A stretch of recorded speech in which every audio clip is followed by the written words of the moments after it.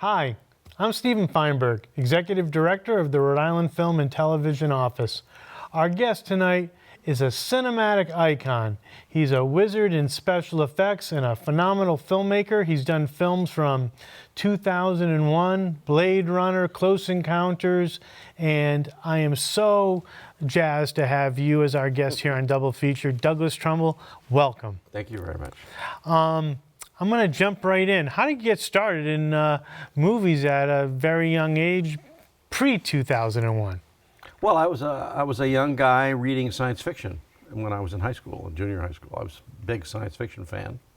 And as I started becoming an artist, my portfolio was filled with science fiction type stuff, alien planets and spacecraft and stars and planets. And so that ultimately led to kind of a career doing space films for the government at a company called Graphic Films in LA.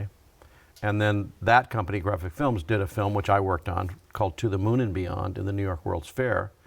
And that was seen by Stanley Kubrick and Arthur Clarke, projected on this giant 70mm dome screen. And they said, yes, that's what we need for 2001. The whole movie was a big research and development project because no one knew where we were going to go or how we were going to do it. It had never been done like that before. Right.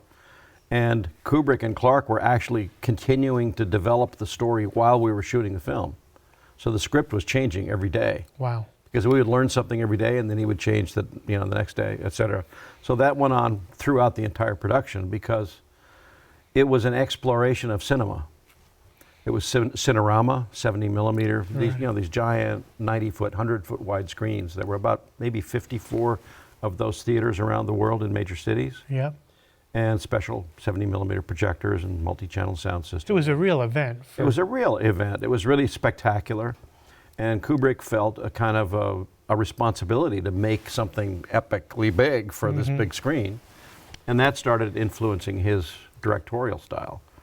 And he also was a rule breaker, right? He was a guy who's, like yourself, you guys were, there's a simpatico. Yeah. As far as personality, you guys are, you're visionaries, you're rule breakers, you try to do things that haven't been done before.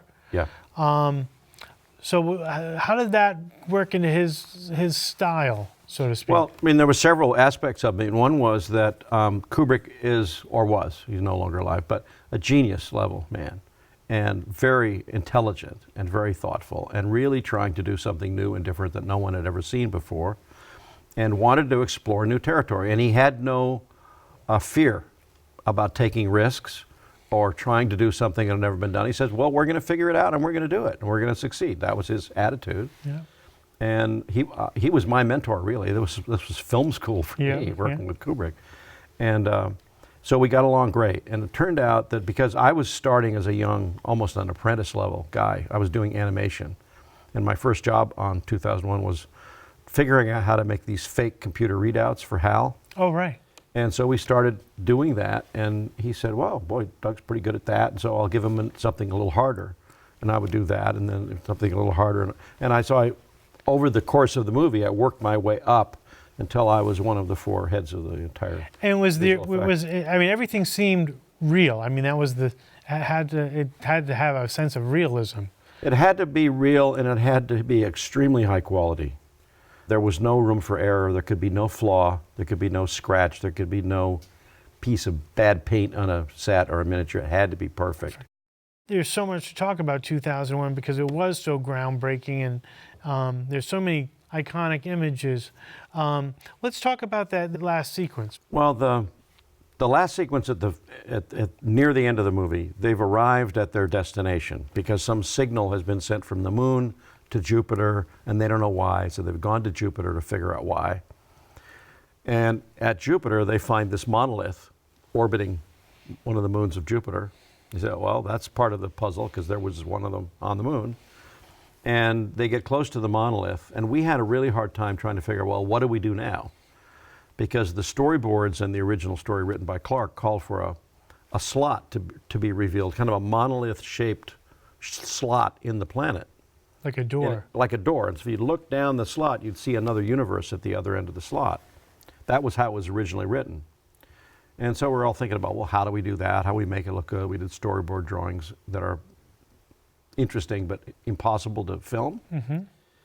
And we started talking a lot about this whole issue of transforming through time and space, and that these beings are somehow omniscient and omnipotent, and time and space is irrelevant, and you can be anywhere at any time, and so time and space has to be broken.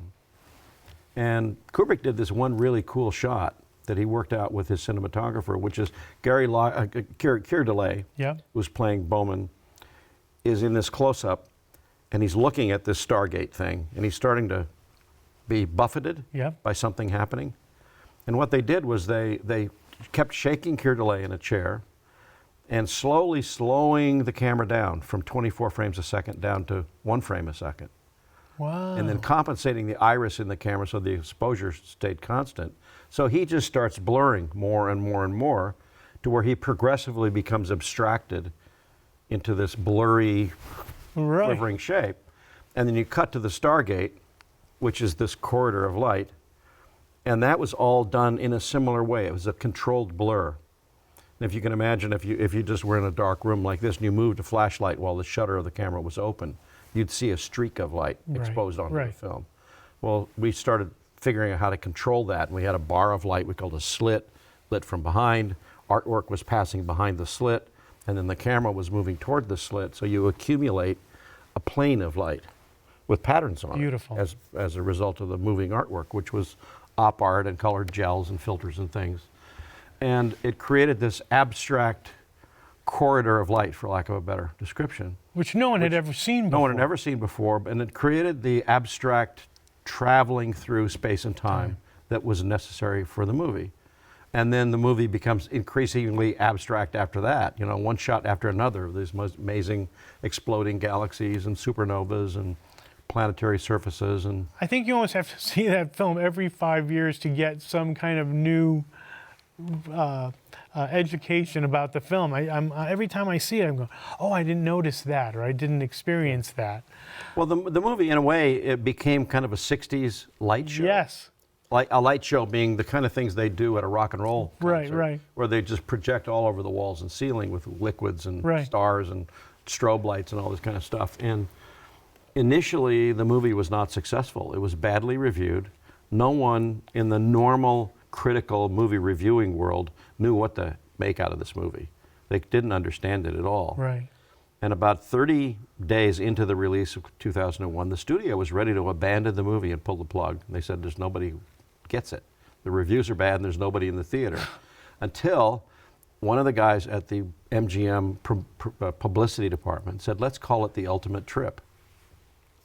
They rebranded the movie The Ultimate Trip, and people started smoking a little pot and going and sitting in the front row. Right. And they were just saying, wow, whoa, this is awesome. And I would hear that. I hear that. So that was really part of the transformation of people's understanding of what Kubrick was trying to do as a filmmaker, was to transport the audience to another dimension. So then, Doug, you went from 2001 to Silent Running, which was about $1 million budget, and you were directing. What was that? Well, I mean, I'd just been through this great film school with Stanley Kubrick as my mentor, and I thought, well, I can do this. I'd like to give it a try. I felt I had to be cautious. There wasn't going to be a lot of money for a first-time director. There never is. You know, so it's kind of an independent kind of thing. But there was an interesting new program at Universal Studios that through a friend of mine, I found out about this thing, that because of Easy Rider being an independent film, shot very low budget, huge success, made millions of dollars, the studio wanted to do a social experiment to see if they could make movies like that. And they consciously decided, they said, let's just do 5 experiments and 5 movies, $1 million each, and let the directors do whatever they want. Final cut? Final cut. They're not going to read the script. They're not going to come to the set. They're not going to interfere. They're just going to sit back and wait and see what happens. So it's almost like, we don't know what we're doing anymore. Let's let the filmmakers tell us what to do. Yeah. So Milos Forman made one. This was American Graffiti, I think, was George Lucas's film. Silent Running was one of them. I can't remember what the others were. Right. Wow. And it was a really great time because I'm not only directing for the first time, but no one's messing with me. Unbelievable. It's just, and it's Going never happened again. But Yeah, but believe me, this is very. you went from 2001 to then go to silent running, where you have freedom. Yeah. And so I had a big responsibility to demonstrate, well, I can write, I can direct, I can produce, etc. Working with Mike Gruskoff and then Bruce Stern, Gruskoff and I both selected Bruce. We really liked him. We thought he was great. Yeah. I had written this initial idea to have a small cast. And just to set for the audience, the story, can you tell them what the story is on Silent Running? Silent Running is they call it an ecological tale about a spacecraft that's orbiting way out beyond the Earth, and it's carrying all the flora and fauna of Earth. Earth has been decimated. There's no living thing except people living in air-conditioned comfort. It's a Noah's Ark of for the Noah's Ark of plants right. and animals. It's like an ark, and there's several of them out there. And so you establish that at the very beginning of the movie, and you establish there's a little tension between Bruce Stern and the other crew members because he's kind of an oddball. And then right at the beginning of the movie, they get the orders to just go ahead and throw them away, blow them up, and come back home without them. And he feels a really profound ethical dilemma of whether he can allow this to happen. And he's ready to sacrifice himself, if he has to protect these plants and animals from destruction. And he ends up killing the other guys and stealing the ship. And that's where the name Silent Running actually comes from submarine warfare, where a submarine that wanted to play like it was sunk would throw a bunch of debris out the port and make the people on the surface think that it had sunk and there was an oil slick, but the submarine is sneaking away. Run silent, run deep. It's the same idea. Yeah. So that was why I named it that. And that's what the story is about. He's all alone, and the only help he's got, the only accompaniment he has, is these little robots who help maintain the ship. Huey, Louie, and Dewey. Yeah, Huey, Louie, and Dewey, which was named after Donald Duck's grandchildren. Nephews. Was it Scrooge? Was it McScrooge or no? Maybe not. I think they're Donald Duck's nephews. Okay. But, that's irrelevant. Right, but you liked it. Yeah, but it was a very simple story, structurally, as though it was like one man alone in the tundra of the Antarctica with 3 sled dogs. Right. And he's going to anthropomorphize them in order to keep himself from going nuts. Right. And so that's kind of the way the story unfolds. And he befriends these robots. He reprograms them to help him. They help do surgery on him because he's hurt himself in this fight. And then they start taking care of the ship themselves. So I'm not going to tell you the whole story, but it's a very simple story. And you really did also do some breakthrough because you were using everything was practical. So you had these robots, which were you had people who had they're called bilateral amputees. Yeah. People who have no legs, and people can get that way from landmines in Vietnam or from a birth defect or any number of things. And so I had seen a character like this in Todd Browning's movie, The Freaks. There was this amazing performer named Johnny Eck who walked on his hands. He wore a tuxedo and walked on his hands, and he was handsome, well-spoken, articulate, smart. I thought, this is amazing. I've never seen anything like this. Right.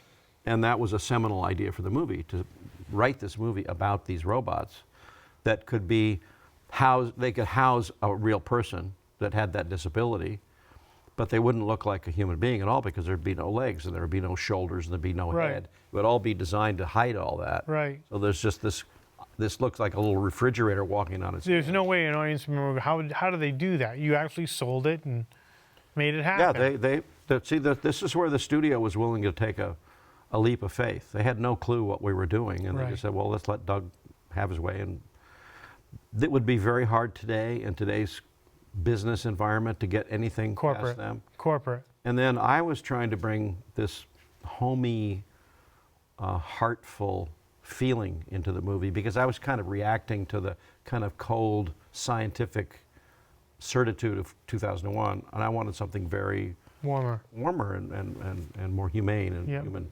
and ethical. And so that was how it was all constructed. And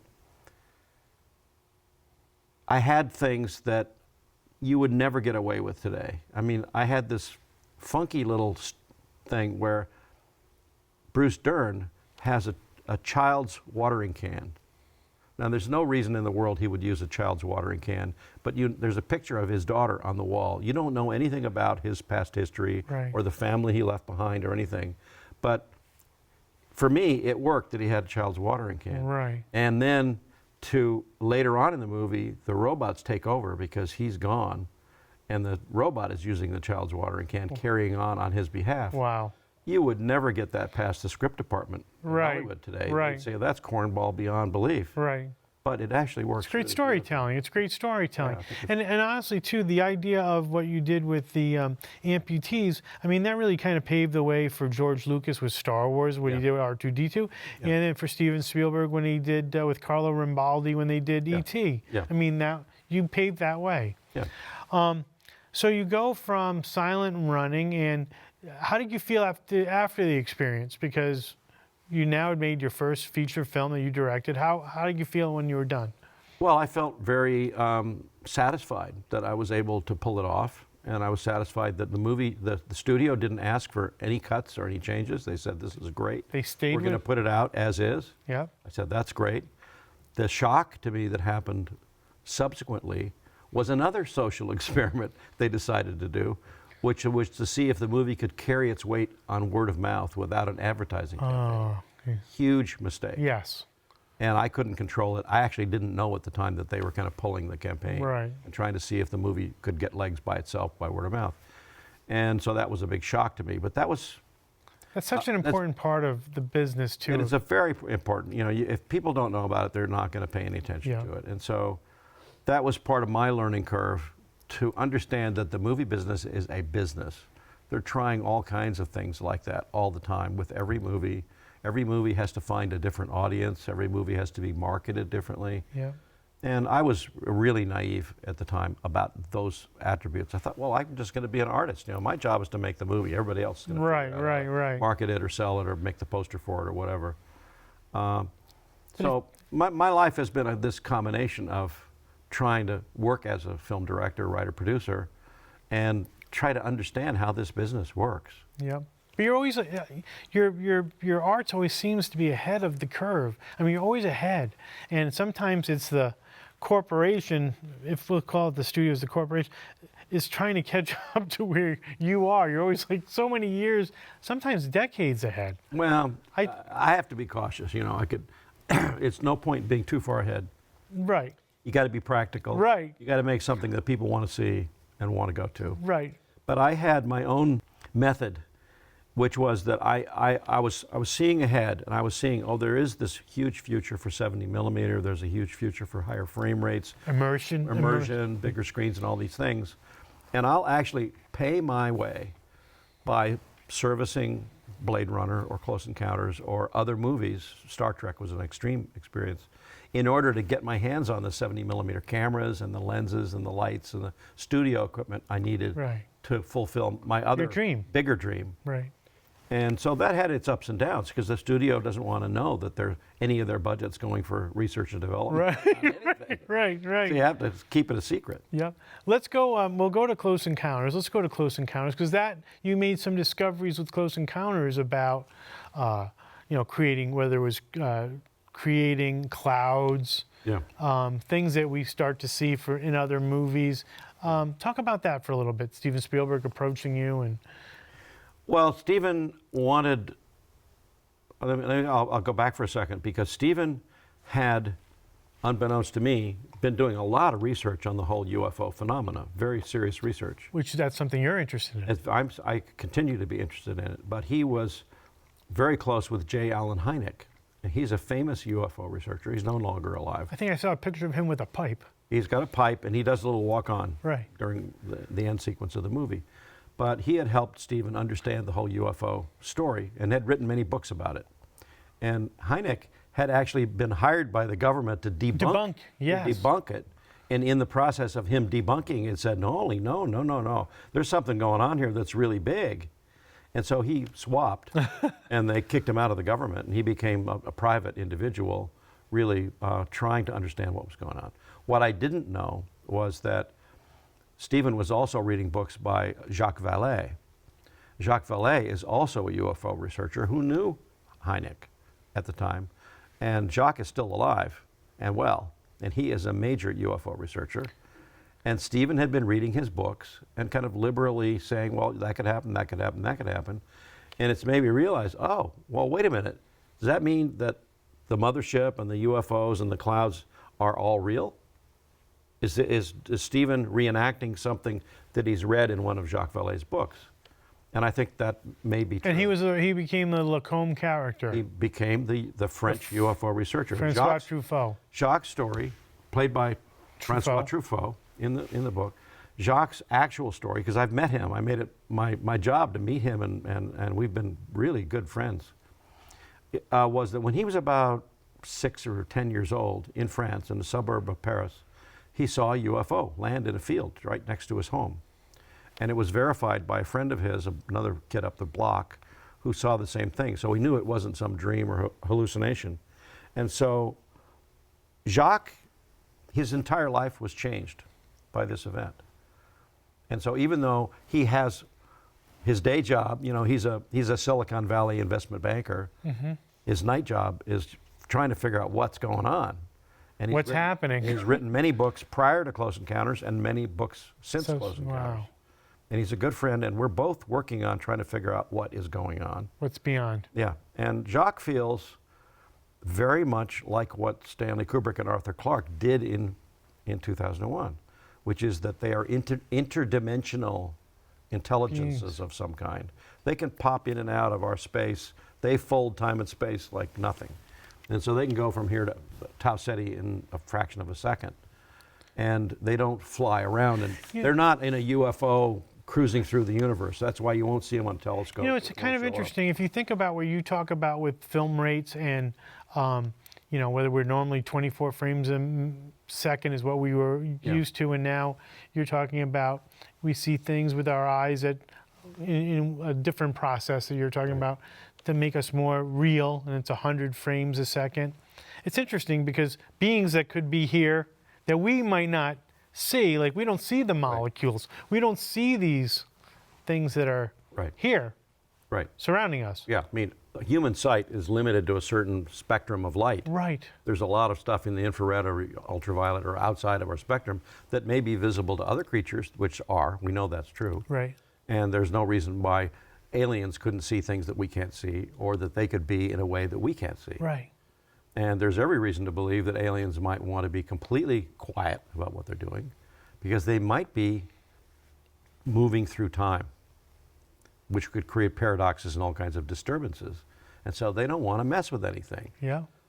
He feels, and I feel, that there's something going on that's really quite benign, that they're studying us or they want to help us. And there's a lot of stories about the relationship between UFOs, aliens, and nuclear weapons, for example. There's a lot of reports of aliens and UFO sightings right around nuclear weapons tests out in the desert or at various high radiation sites or missile silos and things like that.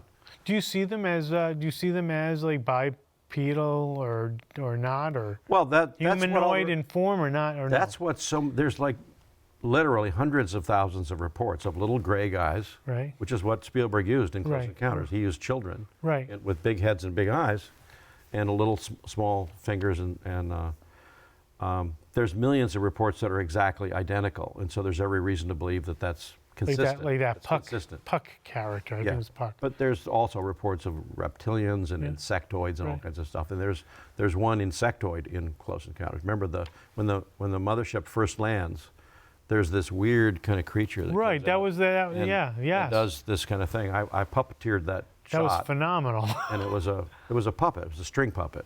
Wow. It was very thin, with the, almost Jacobetti kind of body and that was amazing. Limbs. Yeah. And you know, we made it look good because we used a lot of lens flares and covered things up with light and lens flares to get away with it. And then Ridley Scott, I saw in an interview, he said Blade Runner came around, he goes, I refuse to make the movie without the help of Doug Trumbull. I won't make the movie without Doug Trumbull. Well, I wish I had known that when I negotiated my salary. Well, I am letting you know. How was that experience? And it was great. Iconic imagery of Hades, and you did all that. Yeah, that was right after Close Encounters. And Ridley's movie was kind of the beneficiary of Close Encounters because we solved a lot of problems. We built the first motion control systems. We figured out how to do lens flares and glows and all this kind of stuff. And so there's a lot of similarity visual between Close Encounters and Blade Runner. Yeah. Like the blimp in Blade Runner kind of looks like the mothership in a way if you think about it consciously. You might not notice it immediately, but the UFOs in Close Encounters are similar to the spinners flying around in Blade Runner. And Blade Runner was actually a very low-budget movie at the time. And so we didn't have a lot of money to do anything, so we had to be really clever and really fast. And during Blade Runner, I was about to direct Brainstorm. So I had to make a deal with Ridley. I said, you know, I'm going to have to move on, and so is Richard Jurisic, my partner. He's going to be my director of photography. So we just figured out a way to transition out of Blade Runner right at the end of it. Wow. So the effects shooting was still going on under a guy named Dave Dreyer that we appointed, trained, and showed him everything we wanted to do. He did a beautiful job finishing stuff up for us, and, you know, carrying on the style that we set for the movie. I mean, come on, all these movies that we're talking about, they all stand the test of time, which is unbelievable. Yeah, it's one of the things I'm really proud of because I like what I call organic effects and miniatures. Yeah, I love it. And I think that there's certain difficulties with computer graphics. They're too relied on today. I want to talk about that too because one of my friends who is he's an artist and he loves special effects and he was saying too, he goes, I see these films now with the CGI and there's something that's on a lot of it, there's something missing, but then you'll see Blade Runner or you'll see 2001, which is his favorite film, and there's something that there's something real, it feels real. Yeah, well they age gracefully because a really good miniature, for example, whether it's a space station or a rock, if it's built as well as a set would have been built, it's going to continue to be as real as Casablanca has continued to be real for Rick's Cafe. Right. You know, but when it's CGI, which is based on algorithms and shaders and texture maps and stuff like that, they don't age very well because that art form is continuing to develop. And evolve. Right. So you can see a really terrific looking movie this year, but if you look back 3 years in the future, it will age not gracefully. It might not look as good as what you're seeing currently. You know, so there's I'm not being derogatory about it because there are amazing things that are being done with computer graphics. Right. And just as an art form for me, I try to limit it to maybe some 10 or 20% of a shot. Right. Could be computer graphics. I'm comfortable with that. It enhances. Digital compositing is like far better than optical printing and all the matte lines we used to struggle with. So there's a lot of things about digital image manipulation that we can do now that just tremendously increases what we can do in a movie. But it's almost like it's best when it's enhancing something. Yeah.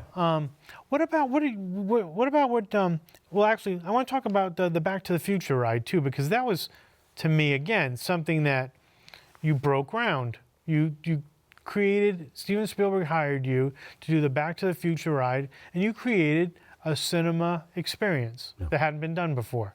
Can you want to talk about that? Well, when I was at Paramount, under a company I set up there called Future General Corporation, which was set up specifically to do research and development on the future of cinematic whatever, we developed the idea of the simulator ride.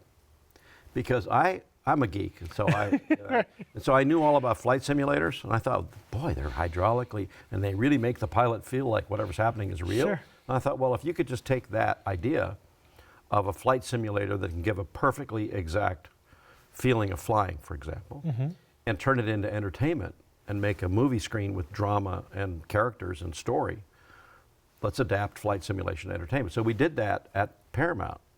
We showed it to them, and they didn't get it at all. They just said, what are you wasting your time on? There's no future in that. Wow. And it was really disappointing to me, really frustrating, and I had to kind of let it go, moved on to other things. And a few years later, it matures into Back to the Future. And now Universal is doing it for their parks. And they get in trouble because they don't know how to do it. They just didn't know how to coordinate the physical motion with the movie. Yeah. Because if what you feel in your body and what you see with your eyes doesn't match perfectly, you're going to It's a problem, right? It's not going to be a pretty picture. So I kind of worked out this whole art form of matching those two kinesthetic experiences for the Back to the Future ride, and it came out really successfully. And to me, the Back to the Future ride was a really major experiment in cinematic immersion. Right. The whole idea that for the first time, the screen is not just here, the screen is here. It's around you. It's all around you. It's a giant hemispherical dome.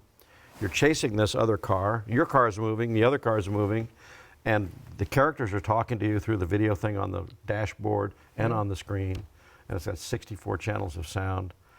And you're in the movie. It's virtual reality. It's virtual reality. You're no longer sitting passively in your seat in the movie theater. You have been ripped out of your seat and thrown through the proscenium arch into the movie. You're participating in the movie. You're active, right. Kinesthetically and in every other way. And that was just a total gas. It was so much fun making that ride. And groundbreaking, and very profitable. And you took the cinematic experience to a whole new level. Yeah, yeah. It was. You keep doing that, Doug. And one of the. You do. I do. I love that. I know. That's what I do. know. That's why you're a genius. But that was with IMAX. See, right. This was my first real kind of contact with IMAX because we did it in IMAX. Yep. And we discovered things about IMAX that were frustrating. Like the IMAX cameras are big and they weigh 150 pounds and they're noisy. And we want to make this ride where the camera has to be, as big as this. Right. And it has to go into the dinosaur's mouth, for example, or through a tunnel or whatever. So we built cameras from scratch. We built miniature IMAX cameras just for that ride. Wow.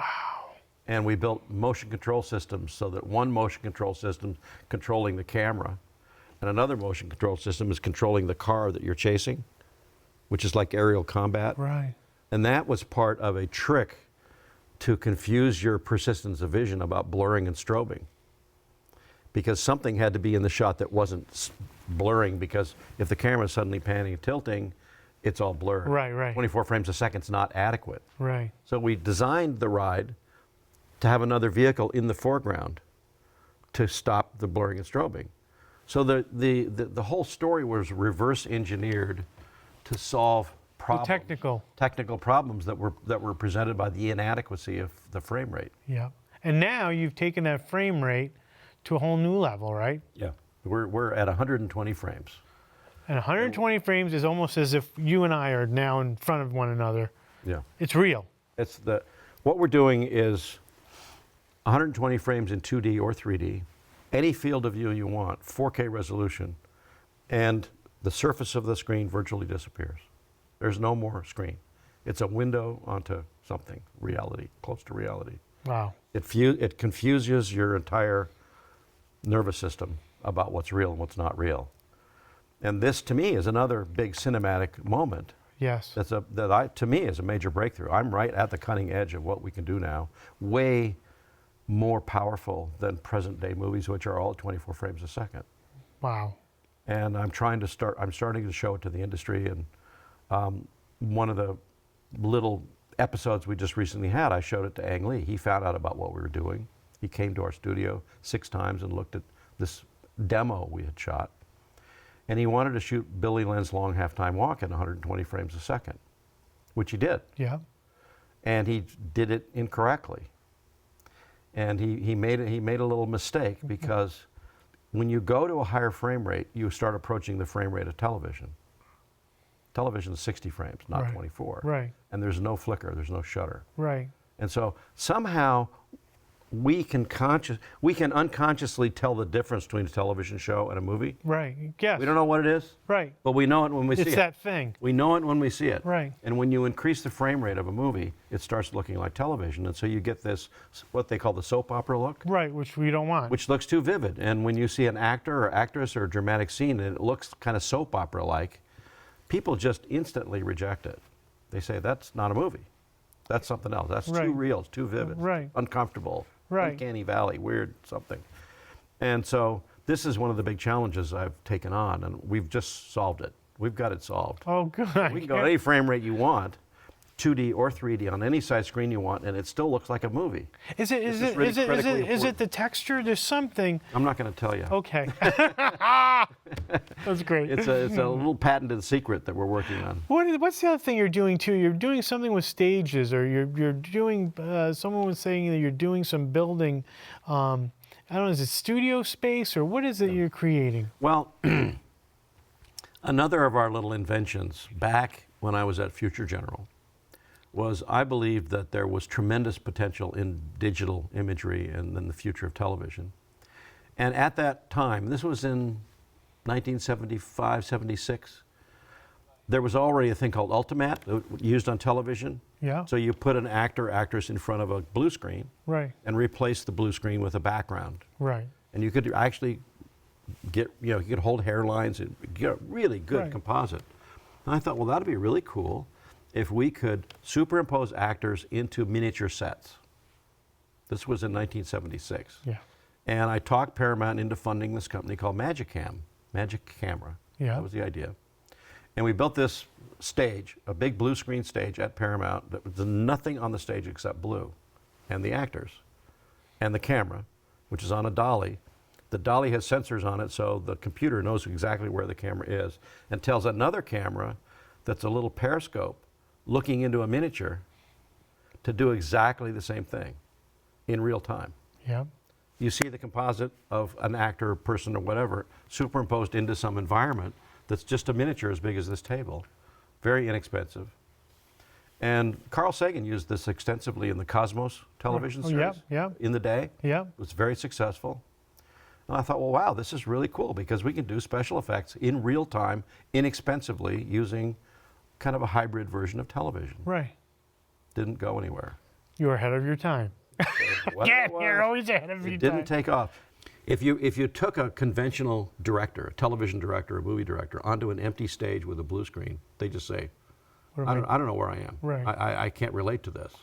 So there was kind of an alienating problem. Right.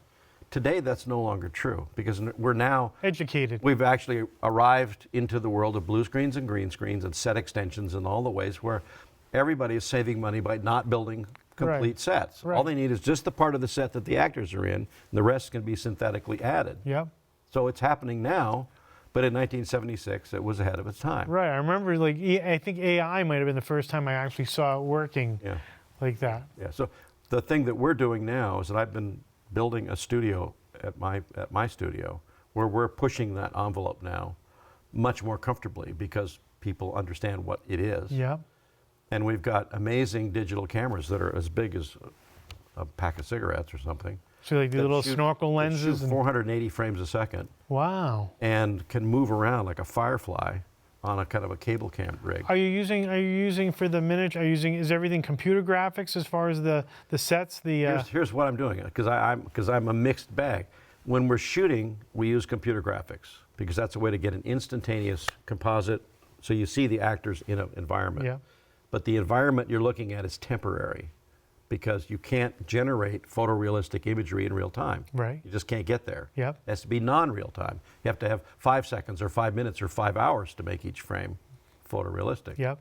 So what we do is we use a computer to make a temporary background, shoot out the actors, record all that, tell the actors to go home, and then we go back and replace the computer graphics with a miniature. Doug, are there any words of wisdom you might want to share with our young filmmakers, people who are watching? Well, any young filmmaker today, coming up through the ranks or just starting, whatever, is no longer going to be shooting film, right? Right. There's almost no film laboratories left. Correct. That's over with. And this young budding filmmaker can get a DSLR or a GoPro or whatever kind of, you can get a really inexpensive camera that can do a pretty good job. And you can edit it, you can take that right out of the camera, put it in your laptop, make your movie, you can mix your sound and GarageBand, whatever. The technology is there. Technology is totally there. And the young filmmakers are totally comfortable with electronics and digital compositing and Photoshop and After Effects, all these kind of things. So what we've realized is that it's now time to re-examine some of the things we thought were always true, which are no longer accurate or effective. Like we're carrying along 24 frames a second as a standard because it was invented for sound, optical soundtracks in 1927. Mm-hmm. It's time to rethink that because any filmmaker, particularly anybody working in 3D, will see immediately the 24 frames is blurry and very hard to do 3D because the difference between one frame and the next creates a mess. Your brain is saying, I'm getting a headache, my eye convergence is making my eyes uncomfortable, I don't like watching it, it's too dim.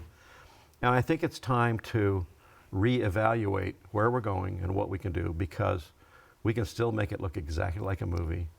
Doesn't have to look like a TV show, and we can ramp up the frame rate get rid of blurring, get rid of strobing, increase the resolution, and that unleashes action. Everybody wants action. Right. So I dare you young filmmakers, go put your Blu-ray or DVD in your player, get to the action scene and then freeze it and see how much is really there. And what you'll see is it's blurred. It's almost unrecognizable. So during the action sequence of the big punch or the car chase or the flip or whatever, it's really a mess of unrecorded, blurry, low quality imagery. Right. And the funny thing, that's not even funny, it's actually tragic. If it's computer graphics, the studio and the artists have invested a huge amount of money in shaders, texture maps, geometry, architecture, all the kind of stuff to build this synthetic world, right? Right. That looks photorealistic. And then in order to make it look okay at 24 frames, they have to had to blur it. They had to blur. And so 99% of what they just paid for is destroyed.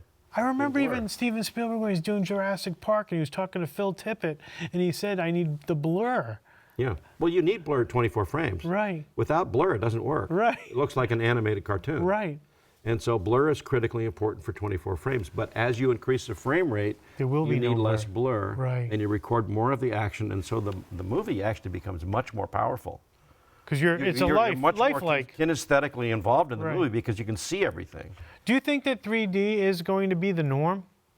Not necessarily. It's very, very big in China.